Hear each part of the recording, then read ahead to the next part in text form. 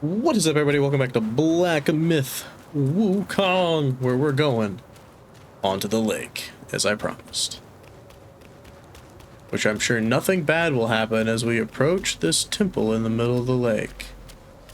Nothing bad will happen.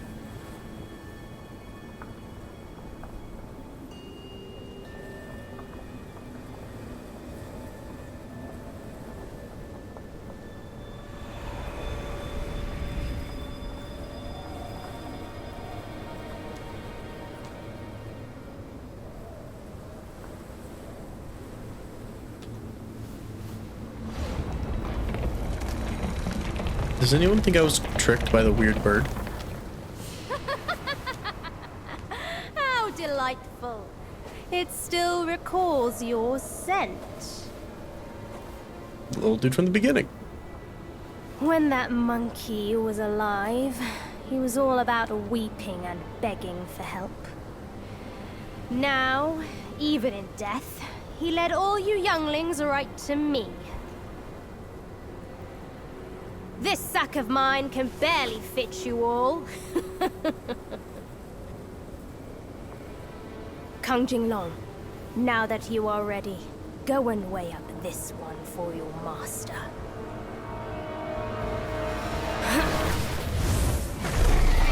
Am I fighting a Dargon? See if this monkey merits a place amongst my disciples. Kang Jinglong.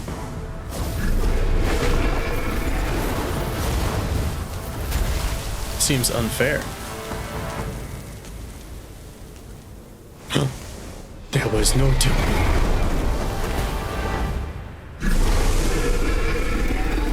What up, boy?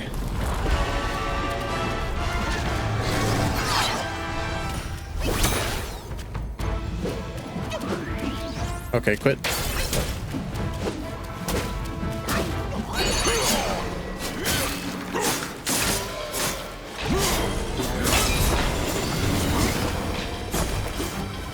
This is a no lock-on boss, it would seem.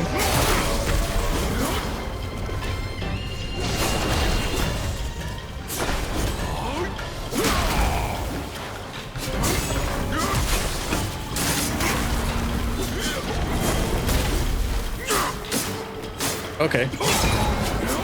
I understand a little bit better now. Nice, it's hit. Nice hit.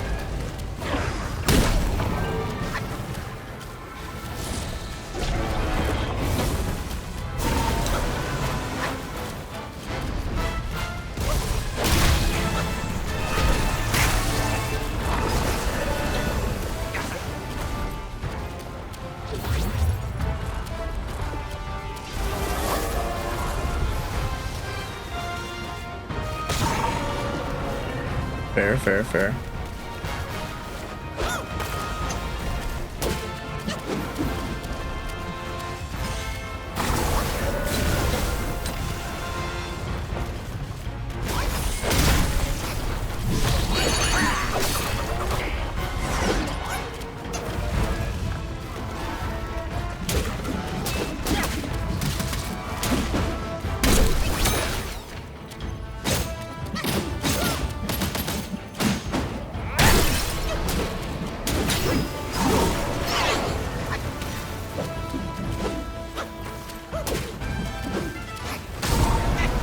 Trying to focus here.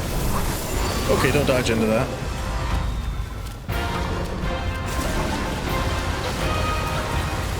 You just shot over me. How kind of you.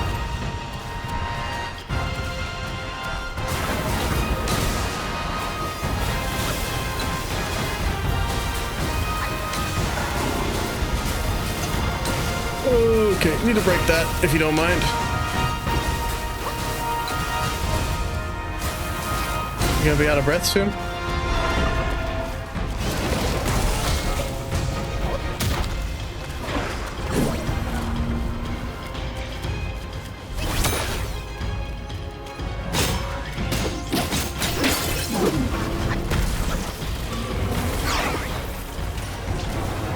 Okay, did not see that coming.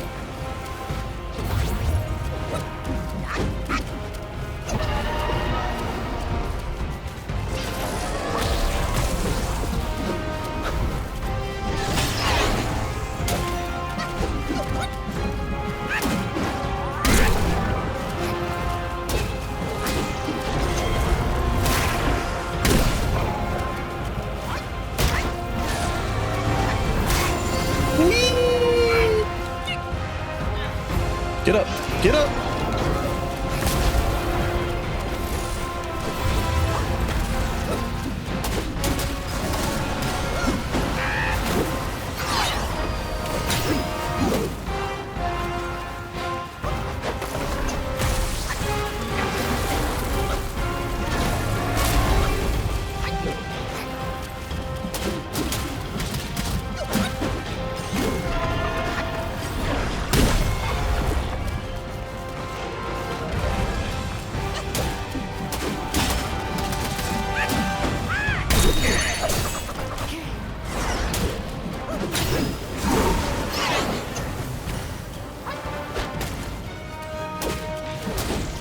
Got him. One shot. Easy boss, actually. Oh, that's awesome. Yaguai Queen.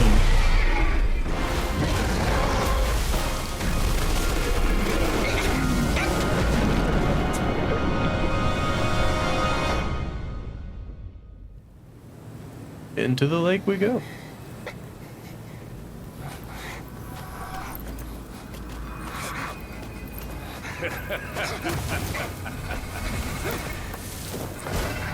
You have chosen your way. This time, there will be no easy way out.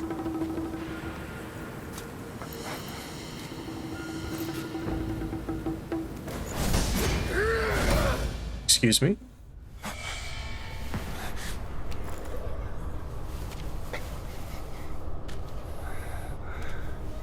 But I beat the boss.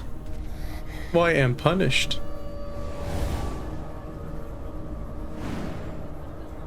The Pagoda Realm.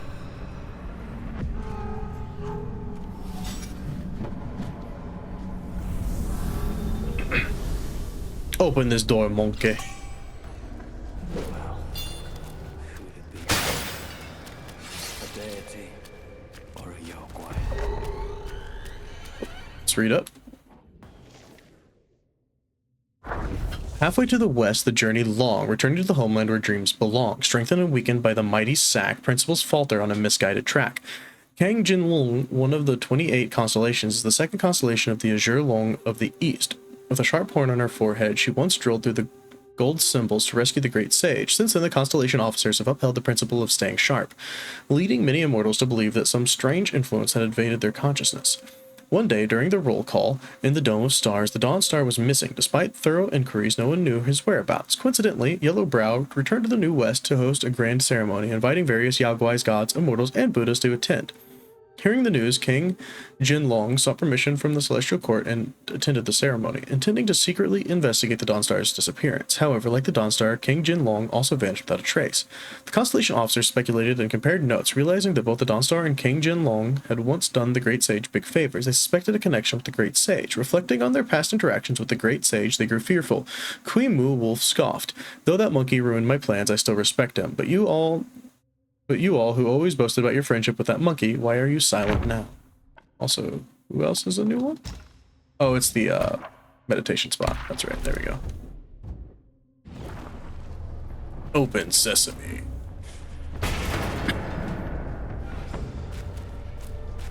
think you're keeping me up in here? I know this whiff of monkey stench. Stay where you are, newcomer. What's that guy? I think I recognize him, don't I? Is he from the beginning? Be warned. One does not simply leave the cage that Yellowbrow toiled to build. Just did. And for those who try, some went mad. And the rest dead. Welcome to the Buddha's realm. Oh dear. Here is where one's mind ebbs away with the tides of chance. That includes yours too. Why bother fighting it? Just abandon your senses and wait for your end. Like me. He's cracked. Go back now. Don't close your ears to my words. Can't be advised. You are just like him. Here is where one that includes you. Bye. Good talk. Alright. I hate you guys so much. Goodbye. Little flyy dudes. What this? Of course it is.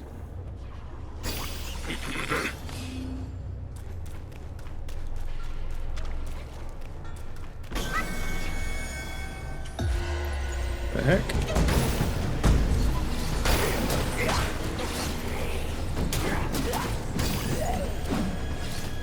Alright, creepy thing. Don't get spotted? Don't get spotted.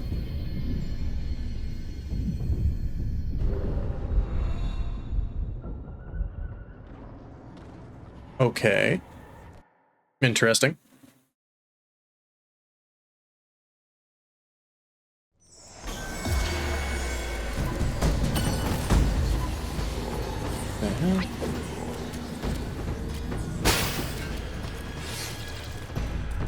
Huh. He's like, told you so. He's different now.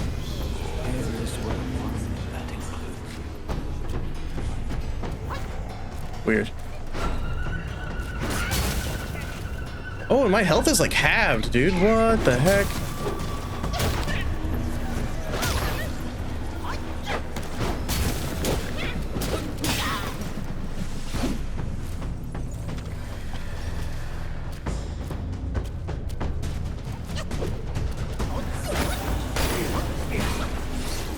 Follow me.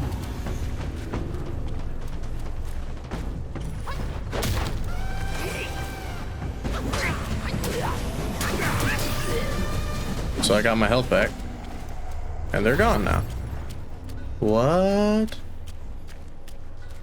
So weird.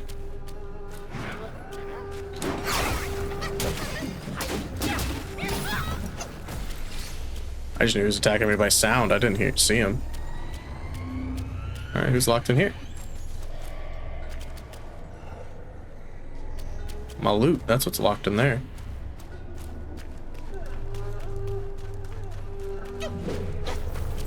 Those look like chests as well over there?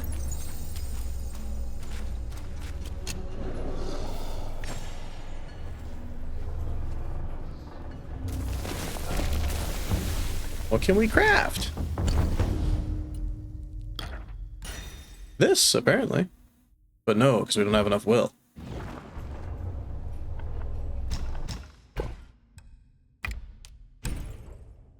Still not enough will.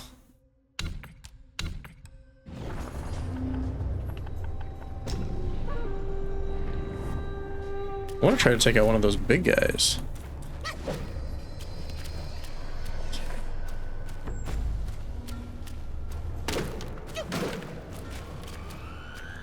Lots of stuff that looks like maybe you can burn it or something. I don't know.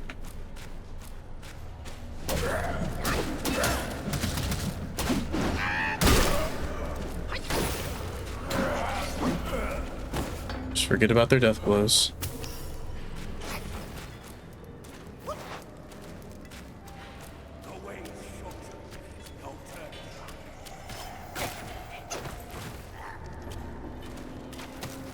I'd like this thing to activate if you don't mind.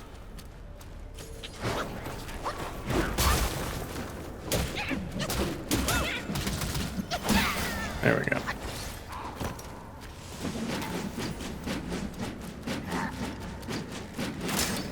This is unfortunate for you, bud. I guess it's unfortunate for me. A new lesser Yaguai. Yaksha Archer, and a question mark. The bow's stark snap doth kindle fright, the arrow's tip doth chaos incite, blind eyes traded for an enlightened heart, fate's ear deaf to a beneficent start. In the past, the Yaksha Queen king was betrayed by the celestial beings, leading to the massacre of the royal family and the downfall of the Yaksha kingdom. After the kingdom's collapse, the Yakshas were forced into exile. The ceremonial archers, who once guarded the royal entourage, clung to their former glory and refused to shred their ornate armor. Despite their exceptional archery skills, their slow shooting speed and lack of close combat prowess made their exile particularly harsh. Due to their inadequate strength, they resorted to ambushes from the shadows. The abbot assigned them to the pagoda realm for vigorous training. They endured daily torment there, especially when the Mani wheel played its beguiling chants, driving everyone mad. During these times, the blade monks would seize the opportunity to behead the archers with their large blades, leaving the Yaksha archers desperate for a way to fight back. They sought guidance from various sources and frequently challenged the blade monks, only to be defeated repeatedly. One day, some blind monks came to oversee the pagoda realm. They had blinded themselves to pursue the path to ultimate bliss, yet their martial arts were incredibly refined. The Yaksha archers asked for their advice, and their monks replied, "Aim too carefully and you'll lose the initiative. Learn from me. Gouge out your eyes and you'll shoot from the heart, never missing your mark." With the only other option available to them being annihilation, the archers adopted this drastic measure, gouging out their eyes. After this, the blade monks rarely targeted them. When asked why, a blade monk replied, "Who would want to go up against a madman? It's just safer to find another opponent." Fair. Fair. Take a sip.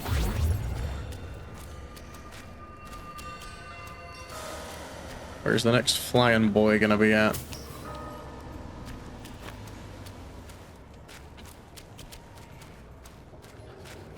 Yeah. Alright, you're done spinning. And a new one. Starved Abomination. Abominations do roam the frosty, chilling path with swollen, rumbling bellies, necks adorned in wrath. They spread their malice freely, cunning and so sly, a fearsome presence to behold, loathsome to the eye. In the pass at the foot of the New West, there was a village called Changwon. In this village, lived a young man who pledged his life to a childhood sweetheart, giving her a white jade pendant as a token of their love, and vowing to propose once he had become successful. The young man was a peddler, making a living by trading grain in the surrounding areas. One day, a luxurious ferry sailed down the river near the village, more splendid than anything the villagers had ever seen. At the bow stood a plump monk in a yellow robe, radiating golden light. The villagers believed he must have been enlightened. The arrival of the ferry, the temple in the mountains grew larger, and the young man's grain trade flourished. One day the young man went to trade grain and did not return for over a month. The girl worried, inquired about the temple's location, and went there to find him. When the young man finally returned to the village, they missed each other, and the girl disappeared. The young man gathered some brave villagers to search for her in the mountains. They found no trace of her, but came across a towering pagoda by the riverbank. The young man led them there to rest. As they approached the pagoda, the door suddenly opened. Curious, someone peeked inside and screamed. Behind the door was a dungeon extending deep underground, seemingly holding many people. The villagers, filled with righteous anger, stormed into the pagoda. After a few steps, they heard a loud bang and the door vanished. Strange-looking Yalguais with size and huge bellies emerged from the prison, laughing wickedly. One of them threw a bag of silvers to the young man and then eagerly leapt forward, swinging his scythe and cutting the nearest villagers into pieces. Realizing they had been deceived by the young man, the villagers fled deeper into the prison. The young man watched them and murmured, "Having lost my love, I cannot afford to lose my wealth." Wild.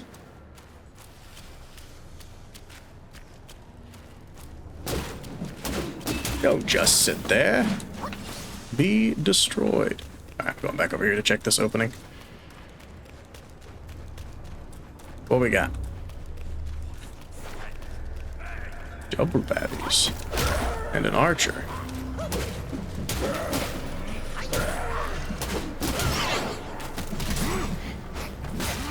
Ow.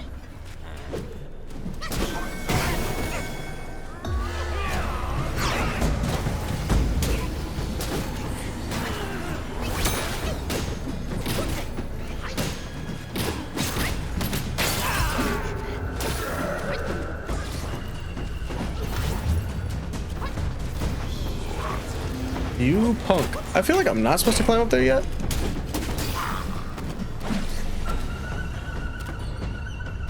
But I made it.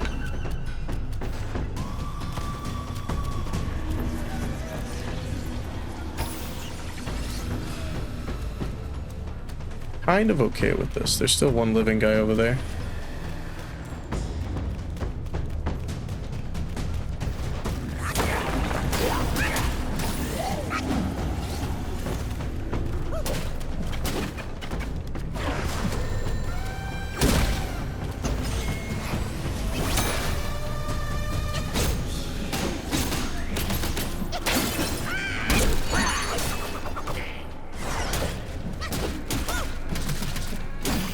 There we go, got him.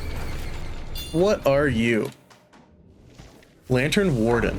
Ancient temple trees reach high, and dungeon shadows thread lie, and darkness light appears most vivid at the abyss near. The ancient temple in the mountain peak, weathered by the passage of time, had gradually fallen into disrepair. When the abbot returned after many years and saw the temple in such a state of ruin, he was filled with sorrow. Determined to restore the temple to its former glory, he spent a large amount of gold and silver to fund its reconstruction, hoping to showcase his path to the ultimate bliss. The abbot selected a towering forest in the mountains, intending to use the ancient trees there as beams for the new temple. The craftsmen responsible for the timber set up their shelters at the edge of the forest and began felling trees according to the abbot's instruction. Everything proceeded smoothly, and within half a year all the necessary timber was prepared. The craftsmen received their wages and packed up, ready to descend the mountain the next day. That night, a craftsman on watch was patrolling the area carrying a lantern. Suddenly, rustling sounds from the forest set his nerves on edge. Terrified, he woke everyone up. With their lanterns lit and axes in hand, all the craftsmen treaded into the forest to locate the source of the sound. As they ventured deeper into the forest, someone let out a scream and was abruptly dragged into the darkness along with his lantern by an unknown force. Then, one by one, despite their attempts to hide and flee, all craftsmen are dragged away. Only one clever craftsman quickly extinguished his lantern. Trembling with fear, he groped his way through the forest. Fortunately, a faint light appeared in the distance. The sun was about to rise. With this faint light, he found his way back and hurried towards the shelters. As he reached the edge of the forest, the sunlight suddenly became blindingly bright, filling his eyes with a white glare. And during the pain, he looked closer and realized the light was not from the rising sun, but from his companions' lanterns. These lanterns were held up by vines that had replaced his companions' heads, propping up their corpses. A chubby boy with a pale face, dressed in a yellow robe, rode a tall, four-legged beast, whose head emitted strange sounds. Just as the craftsman was about to plead for mercy, he felt a chill on his back. Then he felt himself being lifted higher and higher until he was level with the lanterns. The chubby child patted the beast's head, the sounds ceased, the lanterns went out, and the night returned to its eerie silence. The chubby boy laughed and said, "Good materials should be used to their fullest." What else did I find? Blade monk, apparently. A foolish monk hears his voice divine. Beheading seen as practice and evil so refined. Crooked paths lead to ever-twisted ways. The wicked blade awakens, yet the mind still strays. The Yakshas who sought refuge in the New West were mostly unwilling to sever their old grudges and thus served as lay disciples in the temple. Many Yakshas, however, aspired to attain enlightenment and shave their hair to become inner disciples. They had promised their master to sever 1,000 heads to prove their resolve.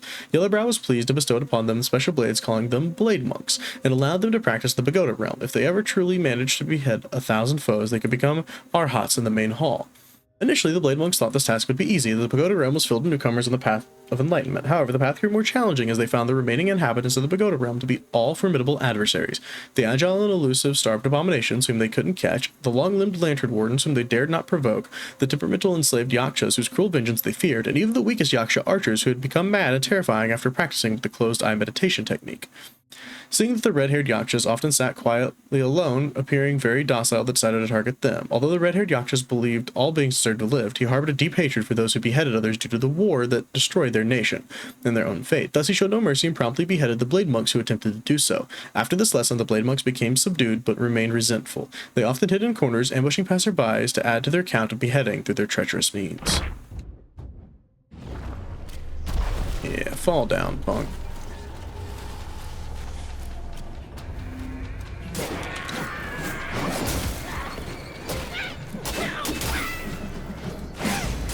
You want to focus on the guy behind you? There you go. Good job. Absorb. So it doesn't look like there's any, like, timer anywhere for this. Oh, it's gone now. It's like, it doesn't look like there's any timer for this thing, and then it was just gone. Fair enough.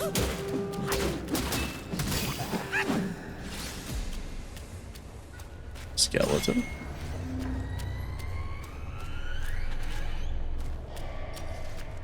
I mean, if you waste all your spells on them, they're not that hard.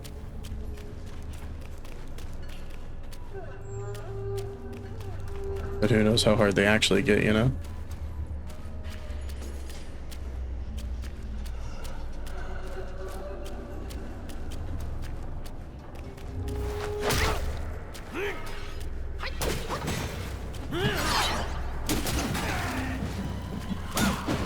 Hulk.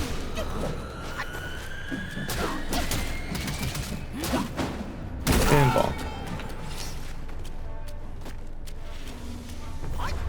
The hell? Maybe it's just the wind.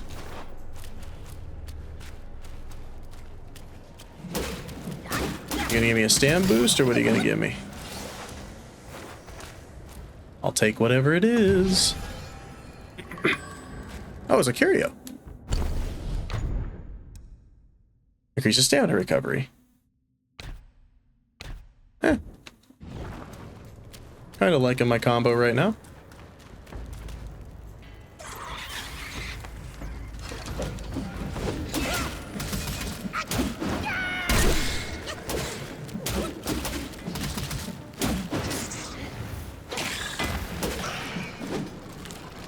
If I thought I dodged that, but that's okay. Did you hear the chains to my left? That sounded creepy. Not me, like, constantly clicking up.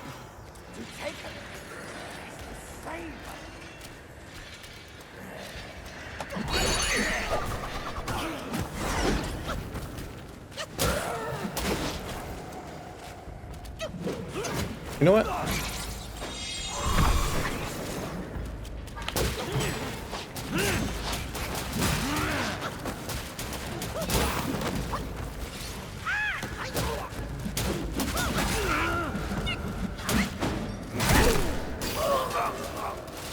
Sometimes it's useful to have multiple targets.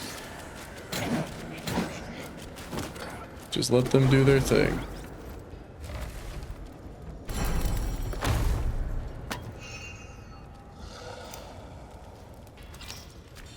Did we use all of our spells on the way up here? Absolutely. But we've explored all the side paths and we need to only go up now if we have to run back through, so. That's cool. What the heck is going on?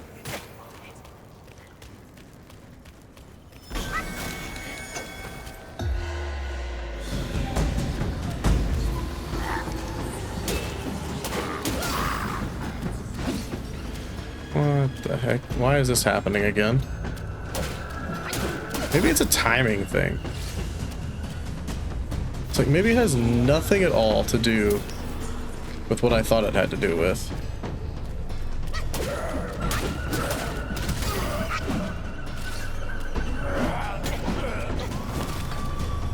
It only has to do with timings.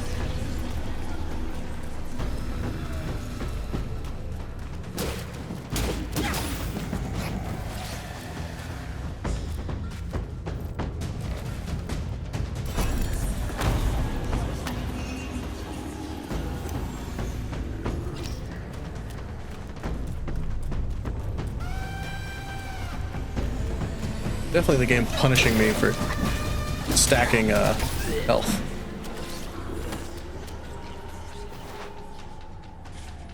I can go down there. I prefer not to yet.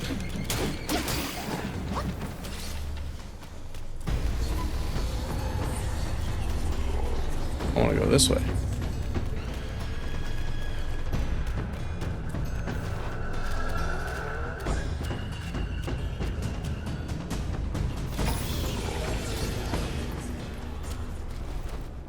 Interesting.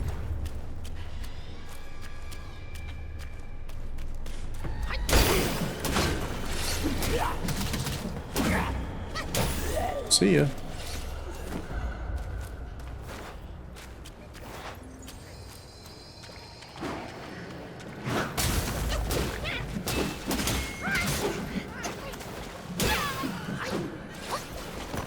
Irritating me, it's not nice.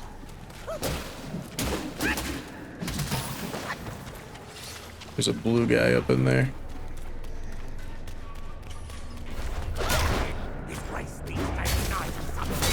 What? What a wild attack.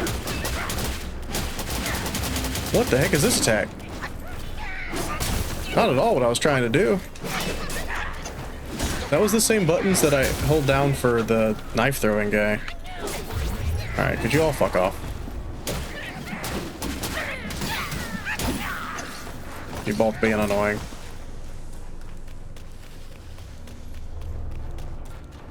Can't get in there yet.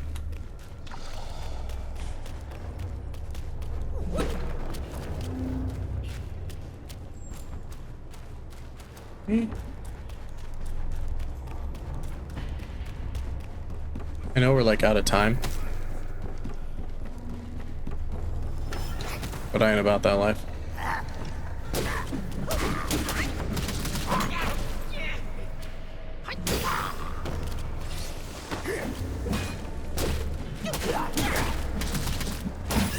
I don't know where I would like stop and save right now because I'm not playing another one tonight. This might be a little bit of an extended one. And then if it goes too long, I can break it up.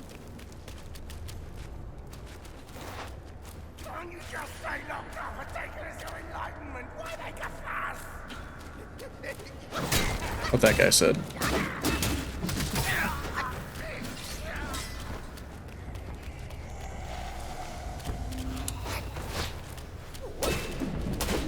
What if he had done damage or actually grabbed me there? Okay.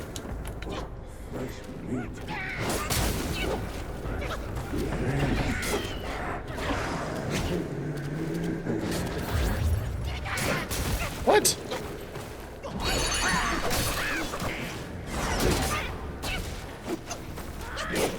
Oh my goodness, dude.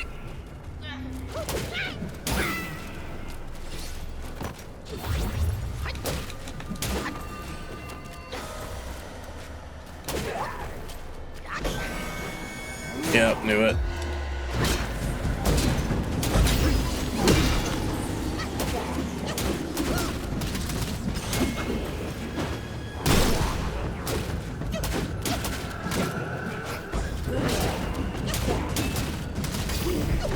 Jesus, what are you? Enslaved Yaksha. Oh, true kindness, how pure and bright, yet karma binds in debts of blight. With halberd in hand, I fear their gaze. From humble roots, my sorrow stays. In the northwest borderlands of the kingdom of Yutho, there was a small village where an elderly couple had been childless for many years. One day, an old man went into the mountains to chop wood and discovered a young child under an ancient tree. The child's skin was dark and his appearance frightening, quite different from the village children. Seeing his frail limbs and body covered in scars, the old man assumed he was a refugee and brought him home. The old woman also found the child unusual and initially wanted to send him away. However, after washing, dressing, and feeding him, she couldn't help but feel some affection for him. After some discussion, the couple decided to keep him. At first, the couple treated the child very well, but within half a year, due to his strange appearance, the villagers began to gossip and call him ugly slave. The old couple, feeling ashamed, also started treating him less kindly and even called him the same way as the villagers did. Within 2 years, his skin turned a dark green, and the couple made him wear thick clothes to cover his entire body, forbidding him to take them off, and even in the scorching heat. 3 years later, the ugly slave grew more robust, and horns began to sprout from his head. The old man, increasingly fearful, confined him to the woodshed. Whenever he was angry, he would enter and whip the child, sometimes even using a hatchet to cut off his horns, leaving him covered in blood. The old woman, disgusted by the sight, blamed everything on the child. She would beat him when upset and even burn him with fire when she felt ashamed. The ugly slave endured this torment in the woodshed for another 5 years. One day, a group of wandering Yakshas passed by and heard curses in the Yaksha tongue coming from the woodshed. They broke in and found their tormented kin. They gave the ugly slave a long halberd, and in his fury, he stormed into the house and repaid the old couple for all they had done to him. Years later, the ugly slave's resentment still simmers, and only by tormenting his prey can he find any semblance of joy. Wild.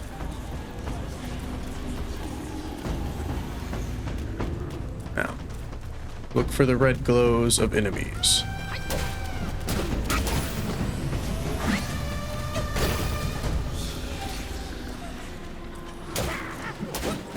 Because everything that this gives you is not bad. Okay, there's another way up. Okay.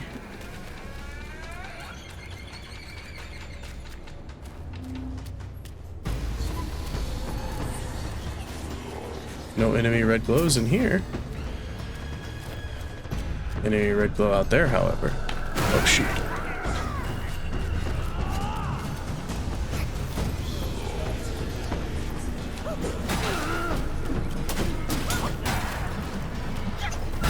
Okay, nice attack, honestly.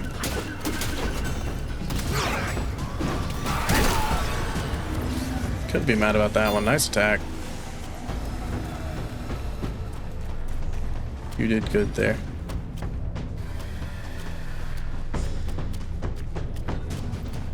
Oh, Lord. I have a fight coming up that I might not be ready for. Come with me. Come with me, come on.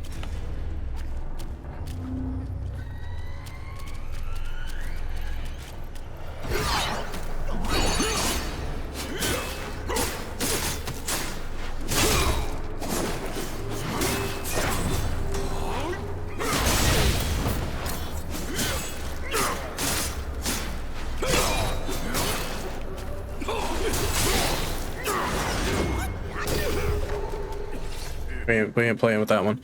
The red-haired Yaksha. With sword in hand, the foe's chest pierced, blood-soaked hair, and battle fierce. Endless sorrow for a fallen land, east winds sigh as west winds stand. In the kingdom of Yaksha there were 8 great generals, one of whom was named Minyan. He had once practiced under the Golden Summit, immortal at the Yuzhin Temple, located at the foot of Mount Lingshan. Having fought countless battles, he possessed the valor of a warrior who could face 10,000 enemies. When a formidable enemy attacked, the Yaksha king appointed Minyan as the vanguard general. Minyan set up a large camp at the border and addressed his soldiers. If any of you fear battle, walk away now, and I won't hold it against you. But know that if we lose this foothold, the kingdom will fall. Our elders, children, and all our wealth will become the property of our enemies. With these words, he and the entire army swore a blood oath to advance and never retreat. The Yaksha army, isolated and outnumbered, faced an enemy surrounding them on all sides, their banners blotting out the sky. After wave of enemy forces attacked relentlessly, Minyan and his troops fought fiercely, suffering heavy casualties. Ultimately, Minyan was surrounded by numerous Arhats and was beheaded. The soldiers, countless among them having sacrificed their lives, retrieved their general's head. Placing Minyan's head in his coffin, they witnessed his body slowly sit up and lament. If we lose our homeland, what difference does it make whether I have a head or not? With these words, he closed his eyes and fell back down, finally passing away as blood gushed from his neck, staining his hair red. Later, his subordinates, in a display of loyalty and bravery, poured the blood of their enemies over their heads, emulating Minyan. Despite their valor, the kingdom of Yaksha was ultimately destroyed, but not a single soldier from Minyan's army deserted. Yeah, it's loyalty right there.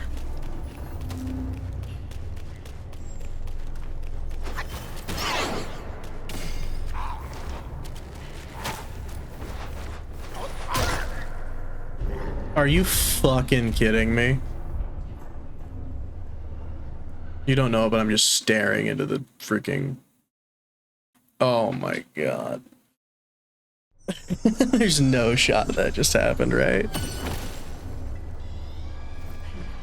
Wait a minute, where am I? Oh, yeah, right. I forgot we had one over here. Alright, well, that's gonna do for this episode then, guys. So much bullshit. Let's go ahead and get this leveled up, shall we? Can't wait to get attack rate up. Yep. That's wild.